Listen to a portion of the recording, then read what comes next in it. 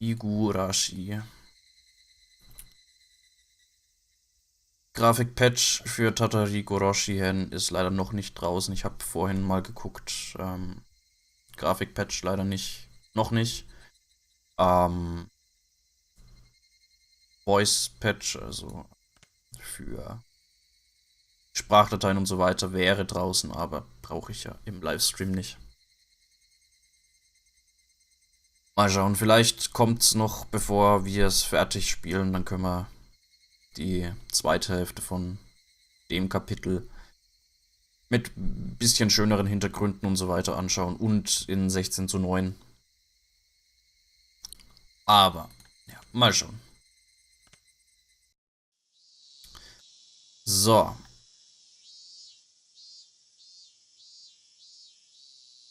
Gut. Ansonsten habe ich nichts weiter, denke ich mal, zu sagen heute. Mal schauen. I walked forward quite a ways, then turned right where the rice fields ended. I'd never come here before, so I had no idea where to go. I got lost several times, so I may have taken quite a long way around. Maybe I should have gone back home and gotten my bike first. It would have made everyone else worry if I'd asked them. So I asked one of our other classmates where Satoko's actual house was. That house was originally her family's. Apparently, not their uncle and his wife's. The house had been bigger, so they had taken it for themselves. Right here. Several houses all in a line. Over there. I was visiting Satoko's house, but didn't particularly intend to meet her there.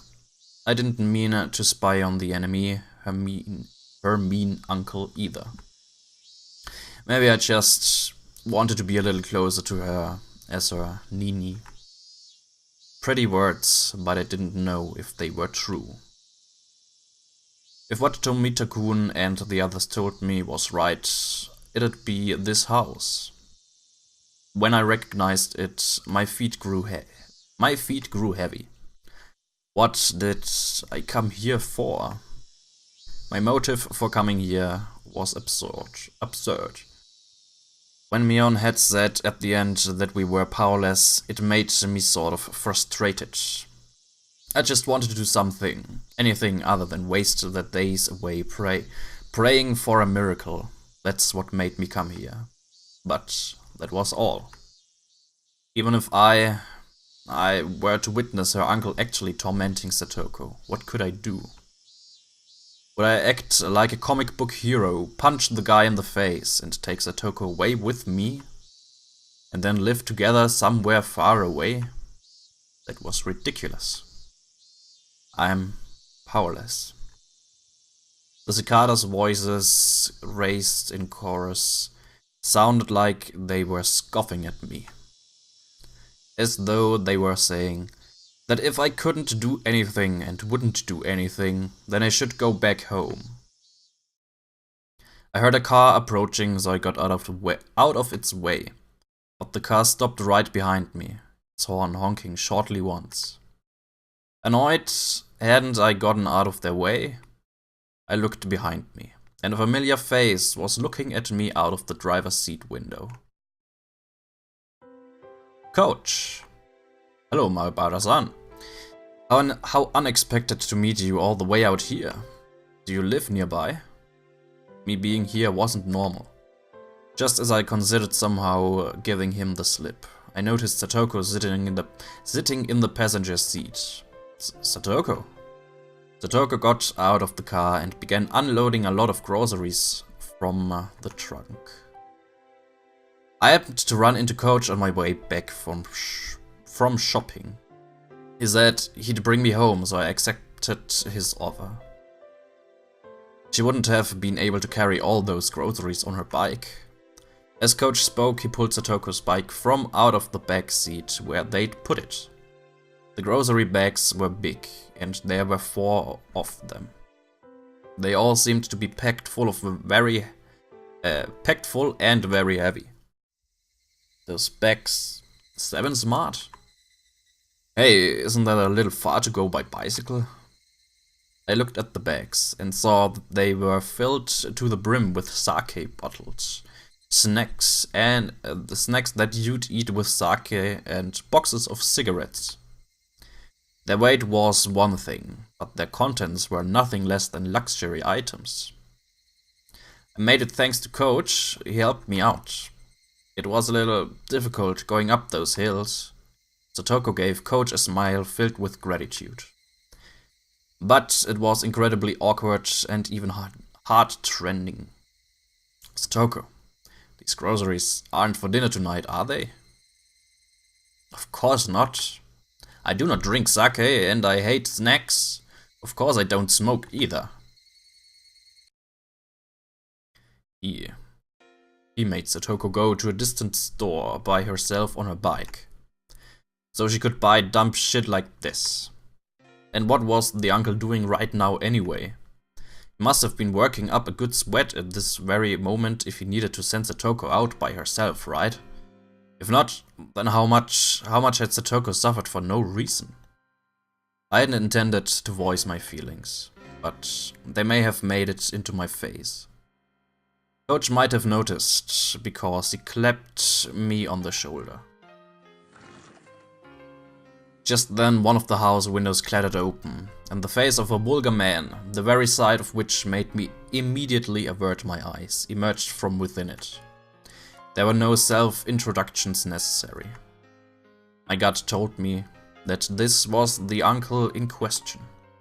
The first thing out of his mouth should have been words of gratitude for Satoko. Satoko! You left the heat for the sake on when you left, you half-wit. I'm sorry, but you told me to go right away. You idiot. All that brewing I did for nothing. Idiot. I'm sorry. Satoko miserably apologized over and over, bowing again and again. She could be perfectly described as a small animal. I had no idea what was happening.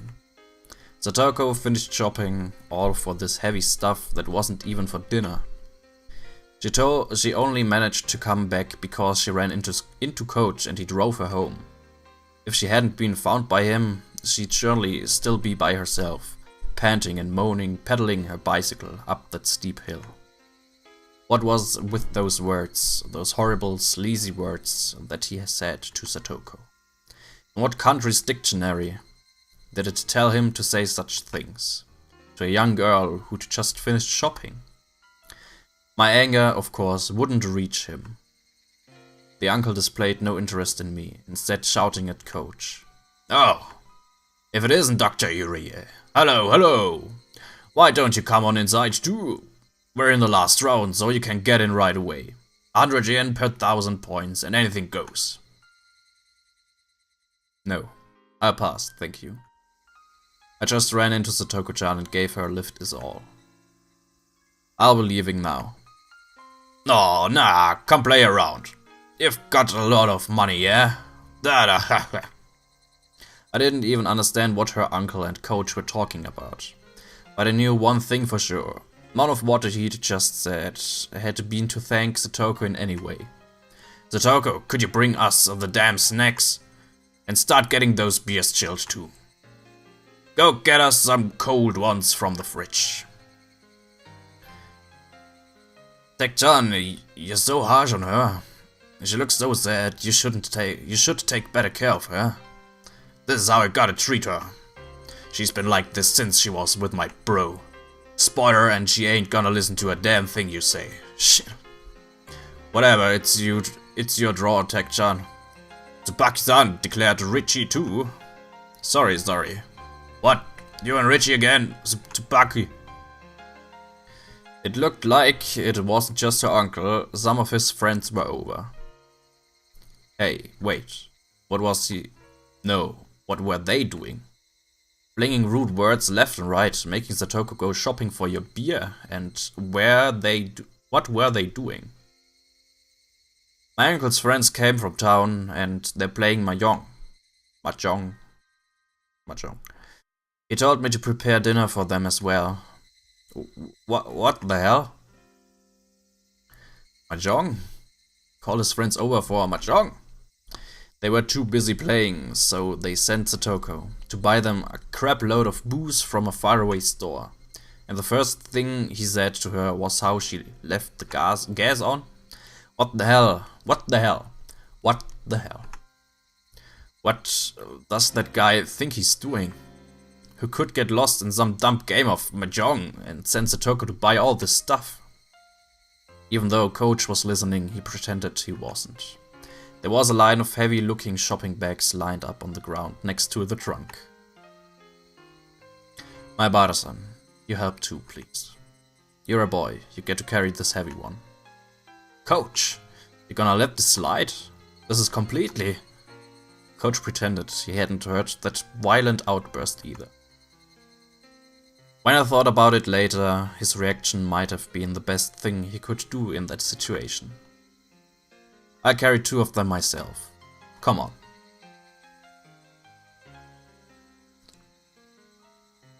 Help us carry them, please. The bags were packed to the brim with bottles of sake and bar snacks. They were so heavy, and so filthy, so unfair. They weren't just heavy in terms of weight, they made me feel mortified. Nothing could have been heavier than that. Keiichi-san, there's no need to push yourself. I'll carry it. Satoko mistook my biting back the humiliation as grimacing under the weight and offered to help. Stupid. Don't underestimate me. Satoko had never looked down on my physical strength in the slightest. Gah.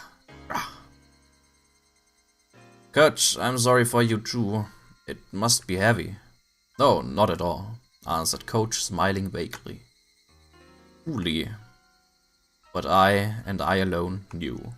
Coach was an adult, so he just knew how to keep his feelings from showing.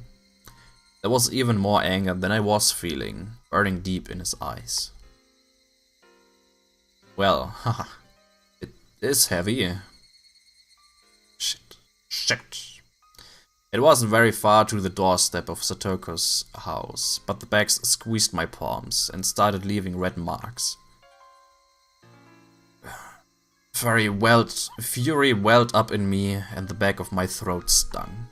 But even if it all came gushing out, it wouldn't solve anything. So, just tightly gritting my teeth was as much as I could do. Really, thank you so much. Both of you. It really helped me here. After we carried them to the back door, Satoko said that was enough. Occasionally, we'd hear the repulsive laughing of her uncle and her friends. Her uncle and her friends? From within, and my insides would seethe. I knew they weren't ridiculing us, and that was why it made me so mad. They'd made Satoko shop for all this heavy, selfish stuff, then ignored her and laughed amongst themselves as they pleased. It was deeply aggravating. Of course, Coach had to have felt the same way. But if he accidentally let his feelings slip onto his face, he'd only cause Satoko more worry. He knew all that and spoke coolly, as if to say he didn't care. Not at all. I'm happy I could be a bit of help for you. If there's anything else I can help with, please tell me. Yes, I really am happy you feel that way. That he feels that way. Those words were sad. Satoko herself was sad and resigned that we could only help her so much. But she was right. No matter how much Coach or I want to help Satoko. This was as much as we could do. I felt absolutely ashamed at not having the power to help her any more than this. Burning, boiling emotions were bubbling up within me and rising into my throat. Trembling all over, I almost started to cry from my fury. Me too. If there's anything I can do, I'll help you whenever you need. So, hang in there. I wanted to at least give her those trite words, saying that I'd help her whenever she wanted. Yes, thank you very much. I'm happy just that you came all the way here when you didn't need to. Satoko seemed to have guessed what I was doing in a place like this, when my house was in the opposite direction from school. Alright, you should get going. They're drunk right now, so there's no telling what they'll get mad at you for. She felt guilty getting us involved after we'd helped her, because she wanted to be the only one to suffer this misfortune. That's how it looked, and it hurt. I handed my supermarket bag over to Satoko, and then I noticed on the back of Satoko's hand there was something that looked like a bruise. Hey Satoko, what the heck is that bruise? I knew, as much as anyone else, how transparent that sounded. I didn't need to hear it from Satoko to know how this bruise came to be. I just slipped on the stairs and hit it a little. Please pay it no mind. You're lying. Coach nudged me in the back. And then he put his index finger to his mouth to chide me for being so loud. Really, thank you so much. Until tomorrow, I hope we can see each other at school. That's not what I'm talking about. I asked you how you got the bruise on your hand. Ah! The evening glow finally got to a point where I could see the other concealed, oval-shaped bruises and traces of swelling on her neck and her legs, and other places too. I fell down the stairs. Ho ho ho ho. Oh Gott, die Musik. Schon wieder. The very moment my violent, rampaging emotions were about to burst their way out of my throat, I found my mouth being tightly clamped down on.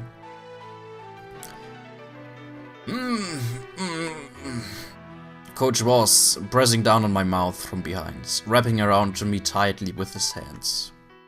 Because of that, I couldn't say anything. I could only groan, which I did. That was all I could do. I needed to expel all the magma sitting deep within me, because otherwise I'd surely explode into a million pieces that very moment. So I groaned. I groaned from my mouth, from my whole body, while heat fell in drops from my eyes. I groaned and groaned. I groaned through the point of exhaustion.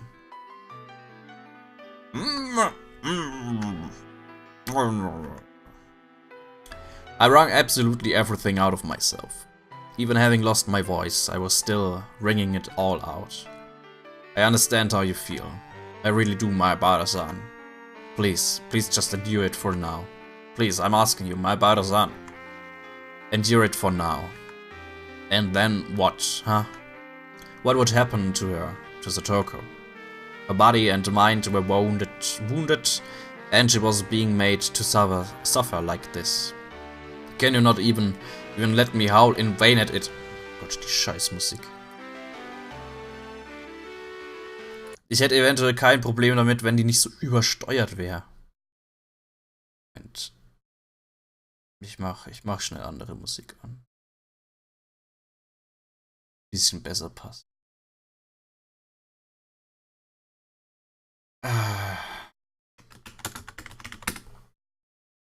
Das ist ja.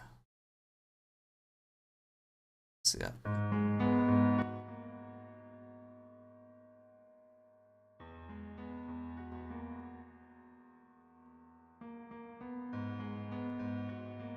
So. Can you not even let me howl in vain at it? Is that it, coach? Are we this powerless, so powerless, that we can't even fucking scream from the bottom of our hearts?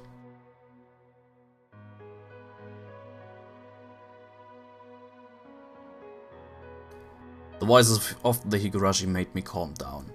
Okay, ist die Musik eventuell jetzt schon wieder weg? Nein! I didn't know how long it had been. Satoko abruptly gave a slight bow. Thank you very much, Keiichi-san. Satoko. You looked a lot like my real Nini just now.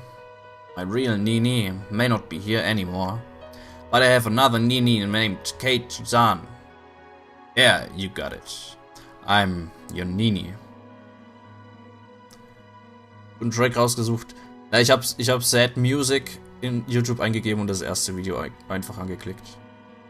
Aber ja, das passt auf jeden Fall. I'm your Nini, and when you're in pain, I'll help you no matter what. Your Nini will rescue you. Rescue you for sure? Rescue you for sure. Satoshi Hojo, you fucking idiot. If not now, then when? Satoko, she's never been in more pain in her life. If her Nini doesn't save her now, then when will he? Why did you run away? Why did you abandon her? Why did you leave Satoko behind? You don't have any right to call yourself Satoko's Nini. I won't run away. Huh? Definitely won't run away. I won't run away and abandon you like Satoshi did. No way. I will not abandon you. Slip. Tears trickled down from Satoko's eyes. And then she narrowed her eyes into a smile. Goodbye, Nini. Satoko took her right hand and awkwardly waved to me. I'll be alright. My Nini now helped me so much. So I'll be okay. I'll do my best. Until tomorrow, I'll be okay. So, for today, this is goodbye.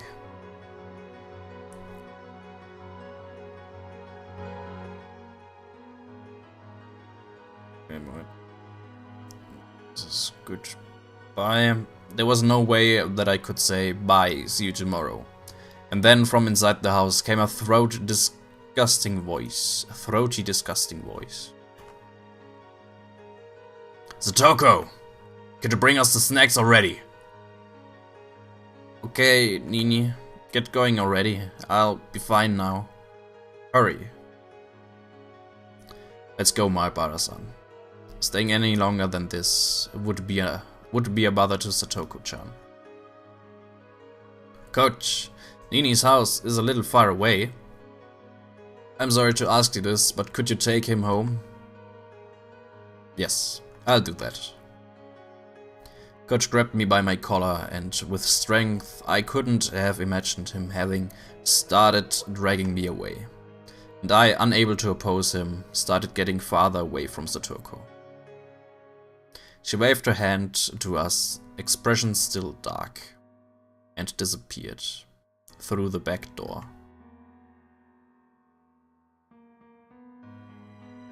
Okay, Musik ist. Okay.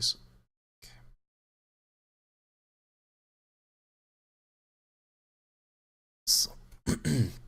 Coach got into the car first, then turned around on the narrow path and brought the passenger side door around for me. I know how you feel so well it hurts. No, I think I understand it even more than you. But right now, just for now, please endure it. She understood exactly how you feel, so please endure it. If you don't, I know already. I'm sorry, thank you for before. I meekly got into the passenger seat. The car accelerated quietly and Satoko's house grew farther and farther away in the rear view mirror. We made a wide turn and then I couldn't see her house anymore. Is your house that far away? It's in the other direction from the school, isn't it? I didn't bother to reply. I would have been hard-pressed to give an answer as to why I was at Satoko's house. Coach didn't say anything more either. For a while, the two of us were silent, the only sounds from the gravel spraying over the road as we drove. I remembered how Reina said things were different than last year. At the time, she had Satoshi with her. Satoshi protected Satoko, so that less of the sparks fell onto her. But now Satoshi isn't here. Yes, that's the unfortunate truth.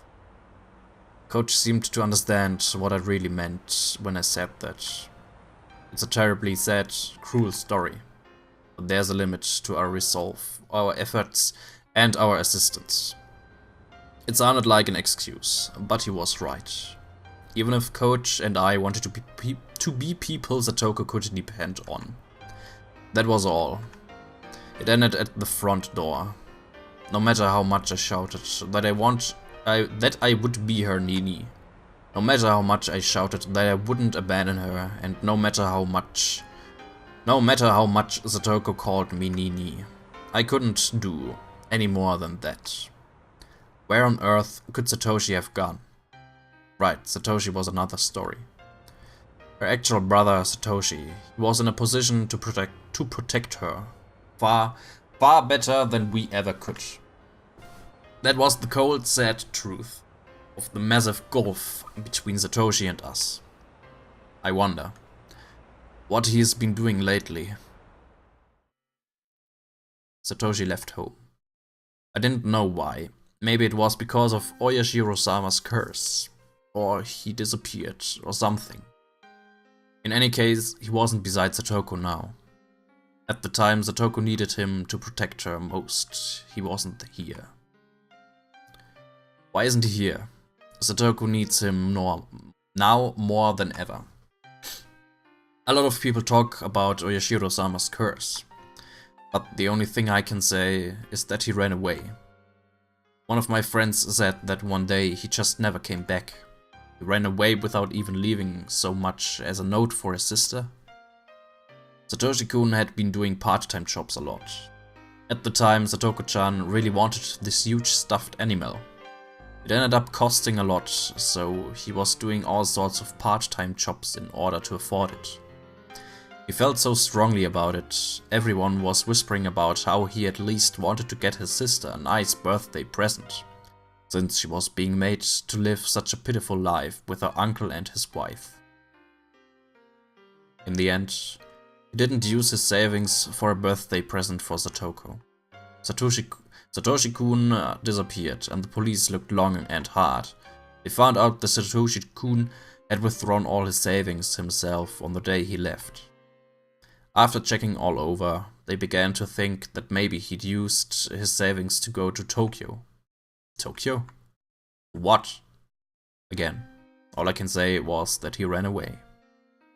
He saved up all that money so he could run away? He was that selfish?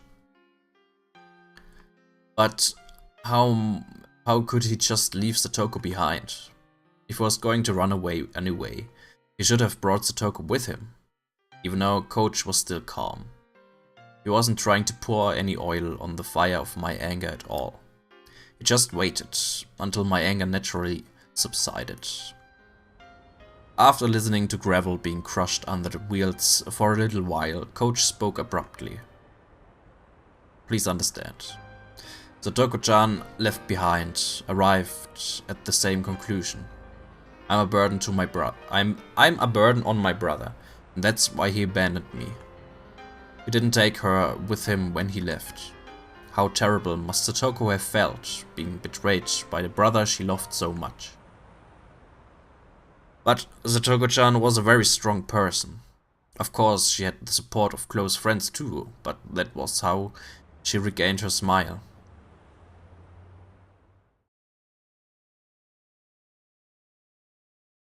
I recalled how Satoko had spoken of Satoshi so brightly, when I was eating dinner with her and Rika-chan a few days ago. At the time, I didn't think any more of it than how pleasant their sibling love had been. But now that I did think about it, I realized it was like she was peering into the distance from atop a pile of tragic perseverance. She said Satoshi-kun will come back for sure, and that when he did, she wanted him to see how she was no longer a burden. Satoko isn't a burden. She's way better at day-to-day living than me, and she can do pretty much anything. I mean, she might fall behind Reina or Rika-chan in certain aspects, but she's way more of an adult than most people. That's the result of her having worked so hard, since she didn't know when Satoshi would come home. Her efforts are so painful. Why she lived with Rika-chan, while Rika-chan taught her how to handle everything flawlessly. All so that she could welcome back Satoshi at any time. So that she could show him she wasn't ashamed. So when is Satoshi going to come back? I asked Coach, but knew he wouldn't be able to answer. In any case, Satoshi ran away. He left Satoko and ran away from Hinamizawa. Someone said that when you leave Hinamizawa and run away, Yashiro-sama's curse gets you, right? Then that made sense. Satoshi running away and his disappearance, that would obviously mean people thought it was the curse, right? And they could smile. And they could smile. So... And they could smile as though it were his own fault. As though he got what he deserved. Hey, Oyashiro-sama, whoever you are. Satoshi didn't vanish because he ran away. You demoned him away with your curse, didn't you? If that's not what happened, then I couldn't forgive him. When did Satoshi run away? The night of the Watanagashi festival last year, when their aunt was killed by that deviant. It was a few days after that. On Satoko-chan's birthday. On Satoko's birthday? Bang! I slammed my hands on the dashboard in front of me with all my might. Satoshi, of all the days, he could have chosen to run away. Their aunt just died a few days before, didn't she? All your days of suffering were about to end, weren't they? You were just about to start thinking about a new life, weren't you? It's wrong to be happy about someone dying, but for Satoko and her brother, her birthday had come at a critical turning point. Their mean uncle had fled town, and the siblings would be left alone.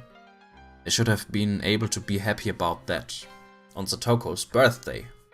Satoko was probably waiting for her brother to return the whole time. Waiting for her brother to return, when he never did. Waiting with bated breath for her brother to return. Her hopes and dreams of a new life to come growing ever larger. But no matter how long she waited, he didn't come back. He didn't even contact her. Satoko, trembling in anticipation of a great present, just when would she have to face the cold, terrible truth? Satoshi, you fucking idiot. I could feel my blood rising to my head, in my anger at Satoshi. I was frustrated. I was aggravated. I couldn't forgive him. Satoko still respected and adored her brother, and yet he so heartlessly betrayed her. Such a person wouldn't just come back, now, when he was most needed.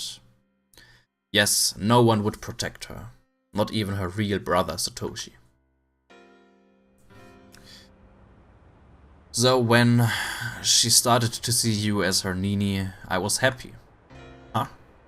I pray for Satoko-chan's happiness as well, but I have a position in society and a job to do every day. I have little time that I can devote to Satoko-chan. But you're different. You go to school with her and you're closer to her and Satoshi-kun in age. And now you think you can only do so much. But you're in a position where you can give Satoko-chan a hand much better than I can. So I want you to help her enough for the both of us. That's what I wish for. That's... Coach, you could... Of course, with my job skills, there are plenty of things I can help her with. But in the same way, there are things only you can do for her. What I wanted to say is, we should both perform in every way we can. Was that a little too complicated? Coach added that, but I shook my head in response. When I heard him say he had job skills, it reminded me that he was an adult, in a different position from all of us. Maybe I should ask him about it. Oh, Coach, do you know a lot about laws? No, I know even less than the average person. Why? I thought back to when I argued with Mion and the others about Satoko. Our children's argument had only left us with the conclusion that we had to wait and see. But what would an adult think? What was it? The child welfare law? As an emergency measure to secure the safety of a juvenile, they can force him or her to separate from the parents. They can do that. So then we could rescue Satoko from her uncle right away. Satoko-chan might not want that. Unless the person being abused wants shelter. Anyway, it doesn't go that far. Satoko doesn't want it? Why? Coach didn't answer me. I didn't know why he didn't. It was clear as day that Satoko's uncle was being violent and treating her like a slave. So then why? I clamped down on my frenzied emotions and waited intently for Coach to answer. But he never did. It wasn't like he was pretending he hadn't heard me. If I had to say, it was more like he wanted to explain but couldn't put it into the right words. Satoko-chan probably thinks of this abuse as a trial. A trial? This isn't some weird religion we're talking about. You might know this, but Satoshi-kun always looked out for Satoko-chan. She always relied on him, almost as though she was utterly dependent on him. I'd known for a while that Satoshi had always protected Satoko from their aunt and uncle. But that was his duty as an older brother, not something to worry about. I think that may have traumatized her. Maybe she figured that depending so heavily on her brother, had made him hate her. Langsam fange ich an wieder Schwachsinn zu lesen. And for Satoko, the current situation was a retelling. Mein Gott. The current situation was a retelling of the story of a little over a year ago. But this time Satoshi wasn't here. So I believe that now. She thinks something like this. She wants to overcome this trial by herself, without relying on anyone else. And that if she doesn't grow strong, then Satoshi-kun will never return. Now that he mentioned it, Satoko had never said a word about how hard it had been before. I figured she was being threatened not to talk about it, but I talked with everyone and we were wondering if we should report it to the child consultation center. I've heard that a social worker was visiting Satoko-chan last year. Yes. In the end, they decided to wait and see, and we thought maybe that made her get tormented even more. It was. Apparently Satoko-chan reported it herself, and as a result the abuse worsened, but was kept just out of sight. She was under even more torment, and the burden on Satoshi-kun for protecting her rose considerably. Could Satoko? She wouldn't be thinking it's her own fault for reporting it, would she? Coach nodded quietly. Satoko-chan would probably either hate it if you suggested reporting the abuse, or feign courage and say you didn't need to. And even if you reported it in secret, she's probably insist to the social worker that she wasn't being abused. Satoko always acts tough and doesn't readily admit defeat, so I could imagine that easily.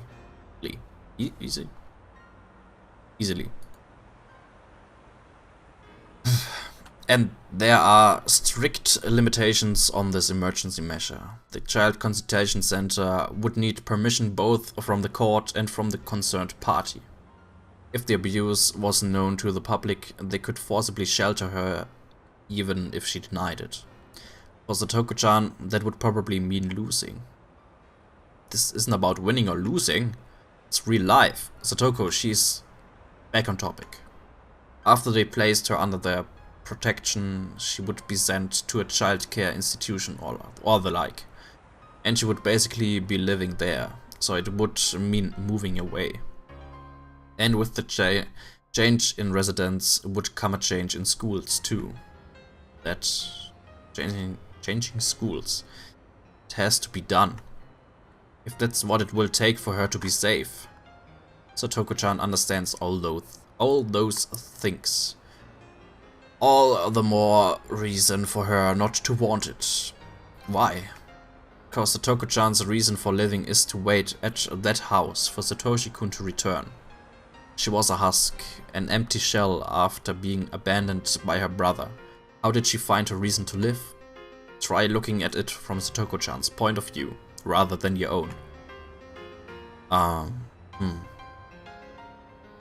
I felt like he was trying to confuse me with that hard-to-understand roundabout way of talking so unique to adults.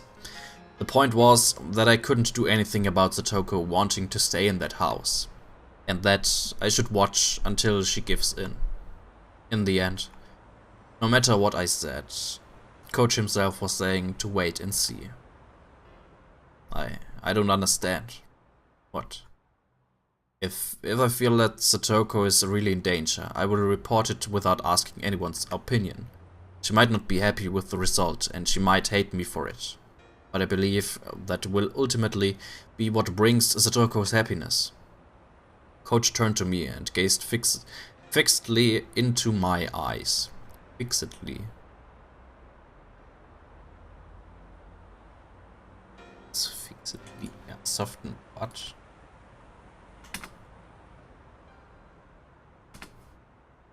Tatsächlich. Okay. It was written all over his face. He was shocked, and what such a young kid had said. Why would you go that far? Coach, no, rather normal adults might not have understood. So I taught him the creed and the values that I believed in. Satoko is my friend. And I'm Satoko's Nini. Isn't that enough for a reason?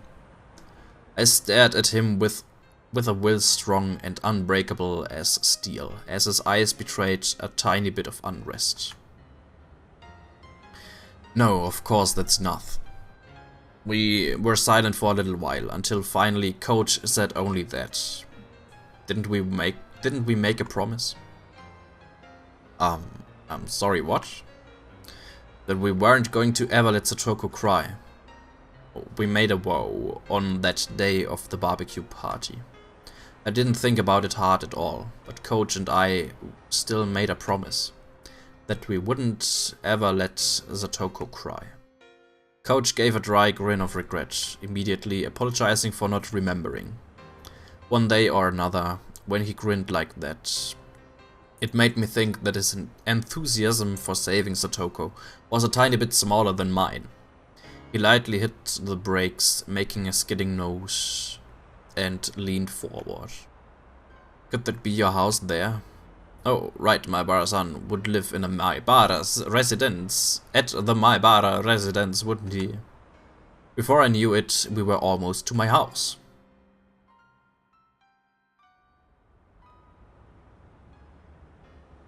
Und das war's.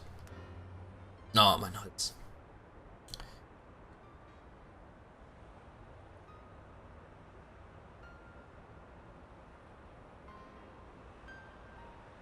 Das war's. Einen Tipp nur bekommen. So, schade. Plain to see. Achievement. Case 31. Was haben wir denn eigentlich aktuell so für Tipps? Satoko's Trap Course, Trap Course, Trap Course, Slacking Manager, Preliminary Autopsy, East Round 3, Search Notes, Oishi's Post Memo and Case 31. Case 31, ich nehme an, es geht da um Tante. 81. Juvenile Welfare. Ah, nee, doch nicht.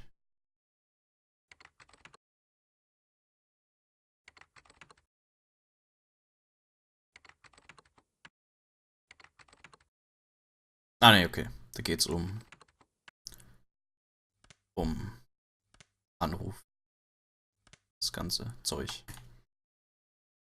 Gut. Haben wir es für heute geschafft mit Higurashi. Jo. Jetzt wird's langsam auch auf jeden Fall, geht's langsam in den düsteren Teil auch weiter rein. Ich kenne die Geschichte ja. Wird auf jeden Fall spannend. Spannend und ein bisschen verwirrend dann gegen Ende hin. Aber ja, wir werden sehen, wie es weitergeht.